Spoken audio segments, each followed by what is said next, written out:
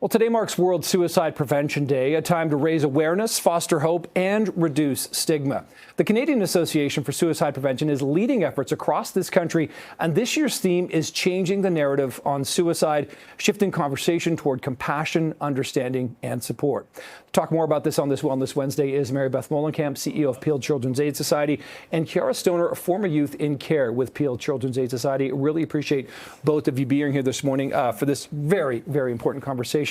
Mary Beth, let's start with you here. The idea of changing the conversation around suicide, is that something that can be done easily, or is this something that has so much stigma attached to it that people can kind of don't even know where to start on the conversation? Yeah, it's something that we really need to pay attention to. I think the stigma around talking about this in families for children and youth is something that we really want to talk about. And I think having the opportunity like awareness days like this is our second year doing an education campaign, is important if we're going to help, children and youth feel safe to come forward when they're feeling like they're struggling.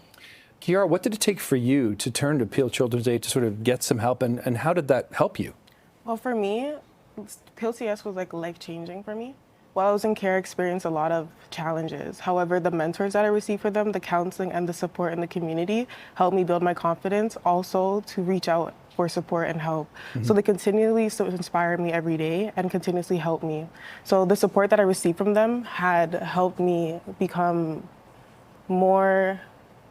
better within myself and seek out for that assistance. It's very hard to seek that assistance, so I know how hard it could be for people.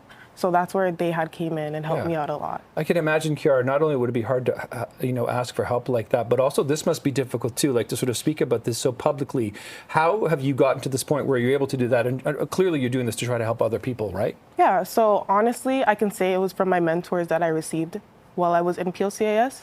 They definitely helped me become more confident in myself. Confident and to know that my story is not something that is terrible. It's something that can also assist other youth as well, and let them know that they're not alone. It's all about waking up the next day and pushing to be better, no matter what you go through. So they also help me see that for myself.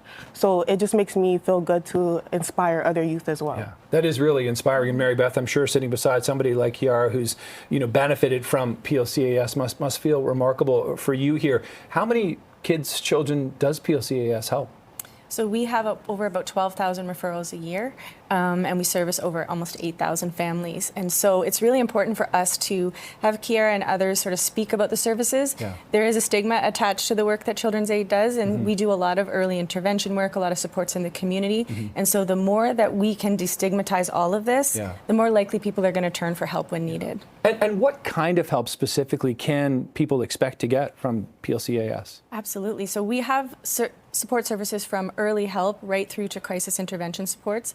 This fall, our building is actually changing into a community hub where we're going to have supports and community partners living with us and supporting everything from intimate partner violence, human trafficking, to youth mental health and addictions. We know that when we bring people together, we're going to have better outcomes for children, youth, and families. And so having that space where people don't have to tell their story more than once, and really focusing more on that preventative help while making sure we're there for children and youth when they need us is really where we want to see our services go. So important. And Chiara, I wonder what you would say to somebody who's watching this morning who may be going through whatever it was you were going through before you got the help you did from PLCAS. What would you say to them about this and about the kind of help and care that you can get? Well, I would say that anything that you feel is normal. People are allowed to have human emotions. However, it's going out there and seeking the help. Don't ever feel scared to seek the help, because there are many support systems out there. There's PLCAS that will help you regardless if you're in care or not. There's online support systems. There's 24/7 help hotlines.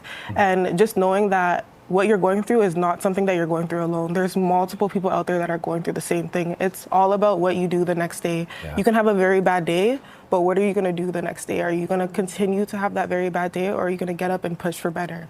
I like that mindset of what's it going to be the next day. That's really important. And Mary Beth, what do you do? What advice might you give to somebody who may want to start a conversation with someone who you think may be struggling, may have suicidal thoughts, these kind of things? How do you kick that conversation off? Because again, with all the stigma wrapped up in it, that's not easy. Yeah, the first piece of advice we give is to listen without judgment. It can be really shocking for a parent to hear a child speak to them about some of their struggles, and that might create your own worries, and so you need to take care of yourself through that piece. But then also to act one of the things we talk to parents about is you want to create that safety plan and a network for a child or youth. They may want to talk to you as a parent, or they may not be comfortable. They may want to talk to auntie or neighbors. And so how do you make sure that you make them feel comfortable so if they can't speak to you, they'll go and speak to a trusted adult? All right, really important conversation this morning. Kiara, pleasure meeting you. Thank you for coming Nice in. meeting you as Thank you well. so much. Mary Thank Beth, you. thank you as well. Thanks Great for job having you're all us. doing there Thank you. today at Peel CAS.